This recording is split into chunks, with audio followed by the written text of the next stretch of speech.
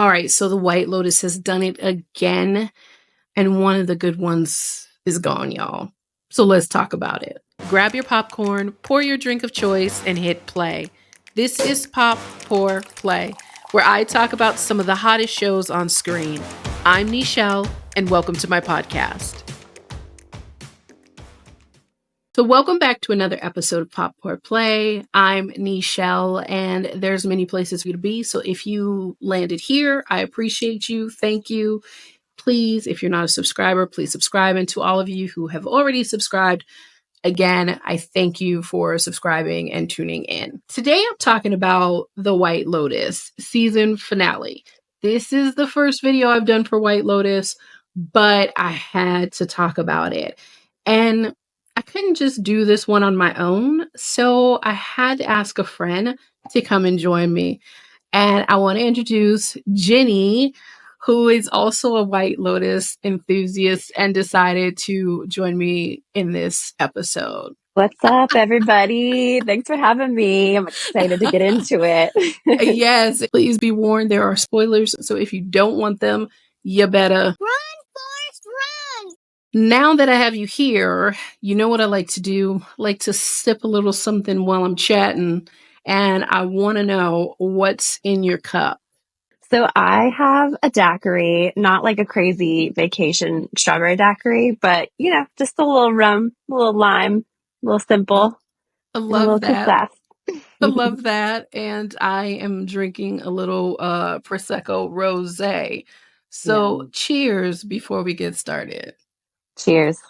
All right. So you got to tell me.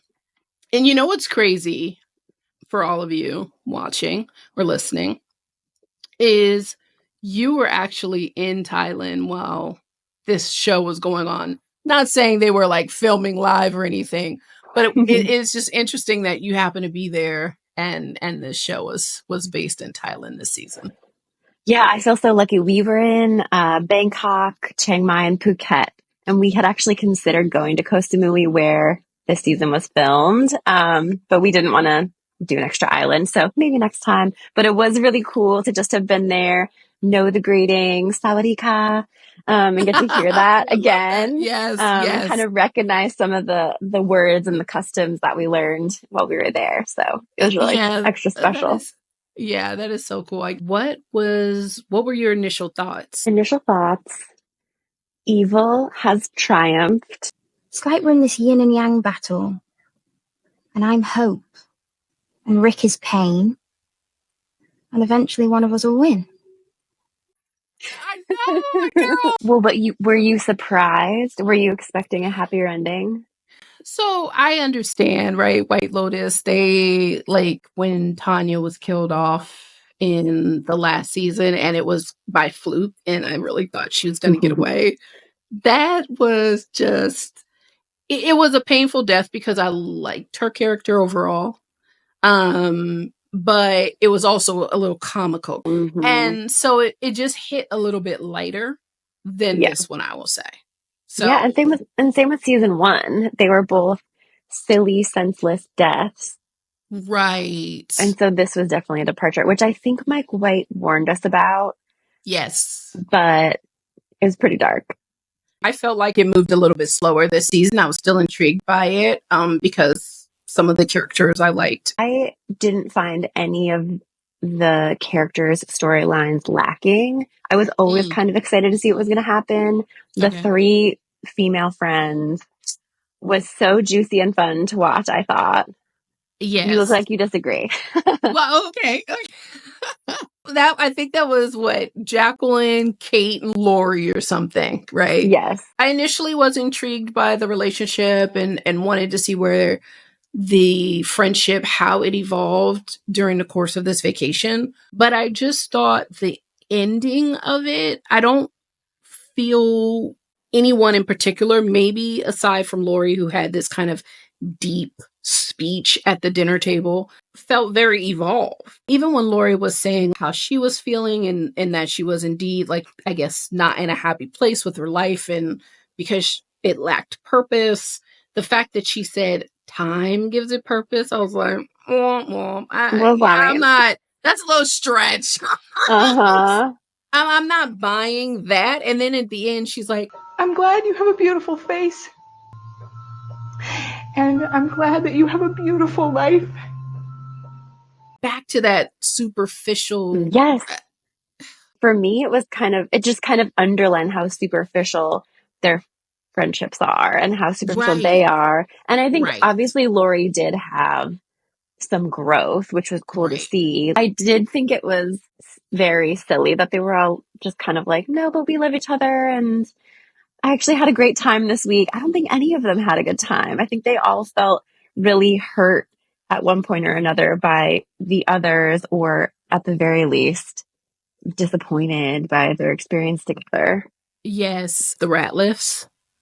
Oh, Let's, are you ready there's to a talk lot about to them? unpack there. Yes, yes. Can I just start with the mom, because she is definitely drinking the delusional Kool-Aid. When she had that line in the end, when she said, No one in the history of the world has lived better than we have. this mom, she is something else. I did like that she put her, I almost felt like her motherhood to the test to see how well she really knew her child. And so when she told her daughter to stay at the temple to see if she could actually do it, like felt like that was one of her proudest moments as a mom. Yes. The whole time she's just been pushing how great this really superficial life of luxury is. And the daughter, Piper, was resisting so much. And then for her to just spend one night with like a drippy pipe or something, I forget what it was. Yeah, drippy pipe. I think it was like canned food that wasn't organic. I misunderstood how she was feeling when the brother wanted to stay. When what was it? Locky wanted to stay. Lachlan, right? And they called him Locky. When he wanted to stay, because I thought she was like, I'm trying to get away from all of you. I don't want you coming with me. But she was more like, I don't even know if I'm going to do this anymore. Yeah, I think we all had a similar reaction to that. It seemed like she just wanted her independence. And then, right. No, she just hates it here. Yeah, exactly. She's actually not coming after all. I want to talk about the dad, Timothy Ratliff. Okay, here is my thing about his fantasies about killing his family. If the absolute just him, the like oversimplicity of him taking away their choice. If they want to kill themselves, they can go ahead and kill themselves. You don't need to decide that everybody needs to die. And then there was always going to be one or two, depending on the day, survivors who now have to deal with the one being probably poor now, and disgraced. And now your whole family is dead. Right. Like, I just don't understand how he really didn't seem to think very far through that. Yeah, I mean, he wasn't thinking at all. He was very self-centered throughout the entire thing. I mean, taking his wife's drugs. What was her name? Is the wife's name Victoria, I think it was? Or Yes. Yeah. Good memory. So, right. Taking Victoria's drugs. He was initially going to commit suicide in the dining room or living room or something. Why would you put them through that? To come into once they hear the shot or something, come in there and find you like that. I mean, that is so devastating, let alone someone wanting to take their own life.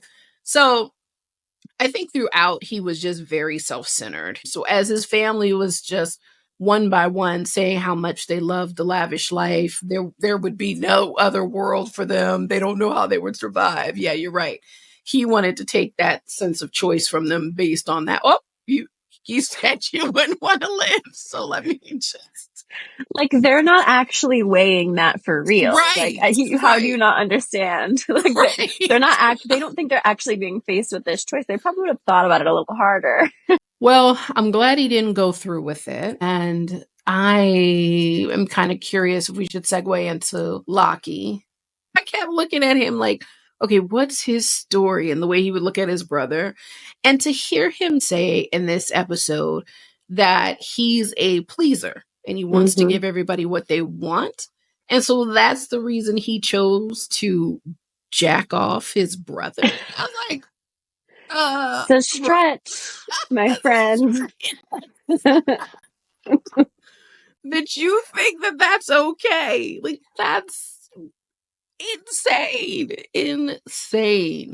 No, as a fellow people pleaser, I do believe that I would draw the line at incest. I feel pretty confident.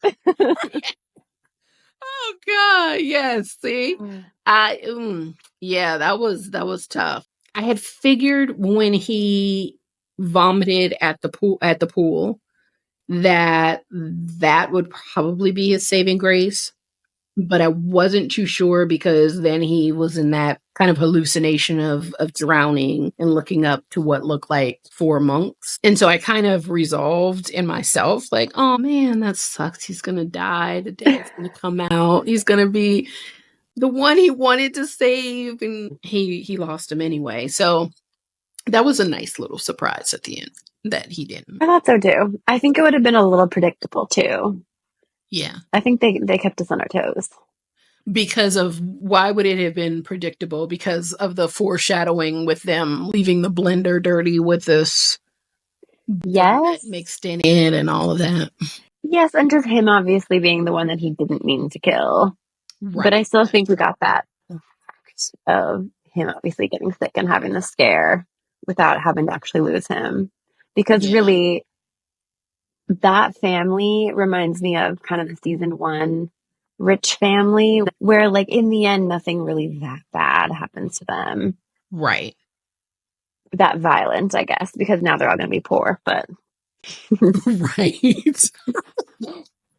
Right. I mean, that's probably worse for them. Oh no. I want to steer to, I think, Belinda. And I don't know if it's evident to you that I'm like keeping Rick and Chelsea like for a little later. But yes. Yeah. Belinda, so happy to see her as a comeback character. And I will say that I felt for her in season 1 when Tanya was talking her up that she was going to invest in her business and then ended up not investing. And I was disappointed with Belinda. Not that she took the money, but that I felt like she left poor Chai hanging. And no, she doesn't have to be like divulging, I just got $5 million, I'm out of here. But it was such an abrupt leave. And he was like, well, what about the business? And she's like, I mean, I'll call you. And that's kind of what Tanya said to her. I'm going to call you. And then how, when she was leaving, the look on his face, and I was like, oh, why did you do that to poor Chai? I know. Full circle in the saddest way. Right? Although, in her defense, and like I think her attitude about this was icky, I do think that the vibe was she and her son sailed off into the sunset with their $5 million. Well, yeah. But like, it's not like she could have stuck around. Like, this man is scary, capable of killing someone, knows she knows. Like, if you had just gotten paid off $5 million, would you then like go into business with someone who works a mile away from that person's home, who paid you off? You're supposed to be disappearing out of their way. Right. So Definitely it makes not. sense to me. Yeah. Right. But to brush off. That's what I feel. Yeah. Like, her leaving, smart. That was something, honestly, Rick should have done. I think it was the way she did it, just felt, deuces, I'm out, got what I needed, Good luck. Had some sex, exactly, got my money. Yep. So, yeah, that was the only thing, but I'm not mad at her. I'm not mad at her, again, for taking the money either. I don't know. No. Would you have taken the money? I don't know. Well, I'm not mad at her because she could have not taken the money and he could have killed her. It's probably more likely she would have died. So you're kind of assuring your safety by taking it. Right. You could go to jail, but I think it would have been more likely if you hadn't taken the money and he had that uncertainty that he would have taken her out. Yeah.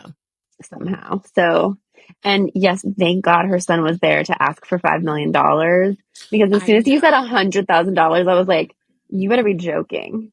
Exactly. Like $100,000. You have $500 million. I don't think so. I love that part. I love that the son came with his business school expertise, did a little digging into how much he was worth, the argument as to why he should give up $5 million. I mean, what? He's like 1%. 1%. I love that. He cracked me up when he said, Okay, Mom, why don't you just give us businessmen a minute alone? they really wanted more for him this season to like being the one in the pool in the beginning or the pond. Greg. Yeah. Greg, Gary, whatever. I really was hoping that he would get what I felt like he deserved. Yeah. Maybe next season we can get Greg. Maybe. But he seems like he's content with his miserable life and his hoe. No, she isn't. Yes, she is. I met through a matchmaking service in Dubai. She's a hooker. In Thailand. And his hoe. I mean, did you buy that story about his mom and dad and that whole twisted wanting to watch her with I was just like, that is sick. I kind of did. It felt like it came out of nowhere. It did. Similar to oh my God, with Sam Rockwell's character in Bangkok going into that whole story. Oh my gosh. We're like, wait, how did we get here? Where am I? Yeah. Girl, that was classic. And Sam is such a rock star actor. I was like, what do you, like, you just at that table, like, okay, yeah, all right. Yeah. Okay. Before we get to Rick and Chelsea, please, let's talk about Mook in Guy Talk. Oh man. The stress, the like 2 or 3 episode stress of him losing the gun. Mm-hmm. And then I kind of loved that he found it again because it felt so unlikely. Yes. Right. What were the odds that there's a dresser with at least 16 drawers, and he picked on his first try, he got the right one. Yeah. I mean, perfect. It's fate. He was meant to kill people. His character definitely grew in this season. I guess, like, kind of for worse. He grew. True. I don't think he did anything wrong by shooting Rick. He had just killed the other bodyguards. So. And the owner. So maybe to him, he thought he was bad because he killed the owner. The owner? Oh, yeah. Yeah, the husband. Yeah. Hollander. No, absolutely. He shot a bunch of people and tried to walk away.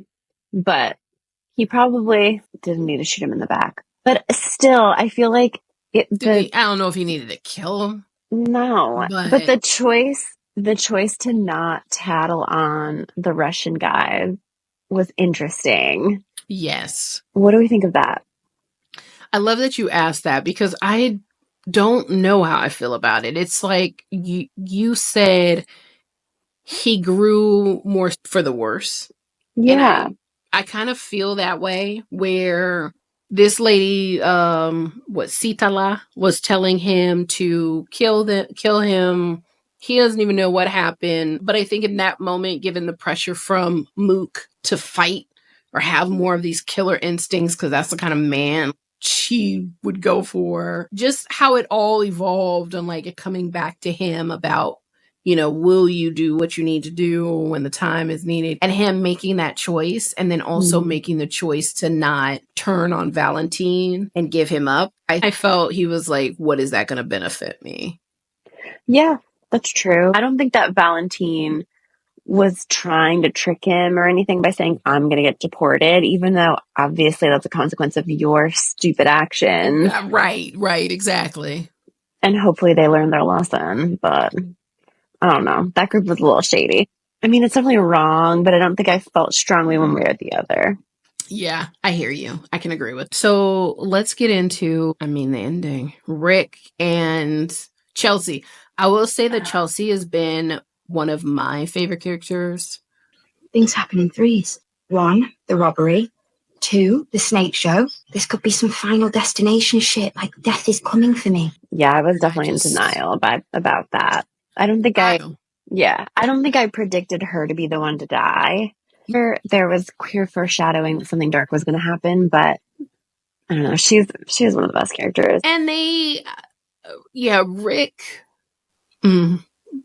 They did a whole Star Wars Luke. I am the Father. Which I called. I just want to say on the record. Did you? When did you call it though? Like at the beginning. How early? Really? Early. Yes. I was like, that's his dad then. Because there was always this uncertainty of like he couldn't ever really perfectly articulate why his dad had been killed. He was like, it was some like real estate dispute or issue or coding, like zoning thing. I don't know, something like that. Right. And it just seems like a thin thing where I was like, I think his mom just told him that so that he wouldn't go looking for him because that guy's an asshole and he wanted nothing to do with her and he probably paid her off. Right. So yeah, I predicted that pretty early on. I didn't really pay any attention to it probably not until he went to the house. I was like, I have this feeling this might be his dad. Yeah. And I thought when he confronted him in his office that he might say something. Yeah. When he was like, do you remember my mom or whatever? So the fact that Rick, Sitala knows you're staying at their hotel. That's how you met her. Yeah. For you to go back and think, he should have did what Belinda said. Like, yo, something came up. We got to go. We gotta go. Before your boat was leaving, right? The day before, whatever. Instead, you go back and you want to, I got the monkey off my back. Let's finish out our vacation. We're going to be together. You don't think in your mind that he's going to show up at the hotel that you're staying at, which he owns. It just you're was not so gonna stupid to me. Just immediately be escorted off the premises. Why that too. Or like killed. only bad shit can happen. Right. If you're back there, pick another hotel. Right. Mm-hmm. I think another thing that happened was when he went to the what is that, like the stress counselor, the lady who was working at the hotel, and he was very desperate to talk to her. It just felt like when someone is in that dire need, I think maybe you should just adjust things just a little to try to understand what's going on rather than you're going to be fine. Just sit right here. Mm-hmm. You know what I mean? Because I always feel like that's the situation. Like they came to you with this sense of urgency and it was brushed off. And now who knows what they're capable of. I'm not blaming her by any means, but I'm just saying, just take a beat. And I think had they been talking somewhere else, he wouldn't have seen Hollinger and Sitala talking and got angry and then pulled his gun out of his holster. And that's a good point. I had forgotten about that moment. Yeah. But then she had like the opposite where she was more urgent with her need to talk to him in previous episodes. Like, no, this man needs to go to therapy for the rest of his life. Like, your wellness session probably isn't that urgent. Right, exactly. Like, I've dealt with him. If he's coming to me, that must mean something, right? So, I don't know, but it was very sad, very, very touching in the end that they came on vacation together and they departed the same way. Together forever. Together forever. Hence could have been why the look on his face in the end, that ending shot, just looked like a sense of kind of peace, somewhat tranquility. Yeah. Like, oh my gosh. Too sad. One eternity later. We're back. I know that your phone died on you, so hence the change of scenery. Well, we know there's going to be a season 4. I was reading an article. I don't remember which article. There's going to be a little shakeup, meaning it may not have some type of oceanfront property. So I will say what I would like to see is maybe like some Saharan desert type of situation, maybe Africa, maybe Dubai or, something a little bit more like that. Yeah, I love the idea of like a luxury safari in Africa. That would be dope. I could also see like a really bougie Swiss Alps ski trip. I thought about that. Yep. Because a lot of shenanigans can happen with nature. Well, again, I so appreciate you coming and talking and hanging out with me. All of you, if you have some thoughts, some predictions that you made, please put it in the comments. Don't forget to like, share, and subscribe. Jenny, you're definitely coming back.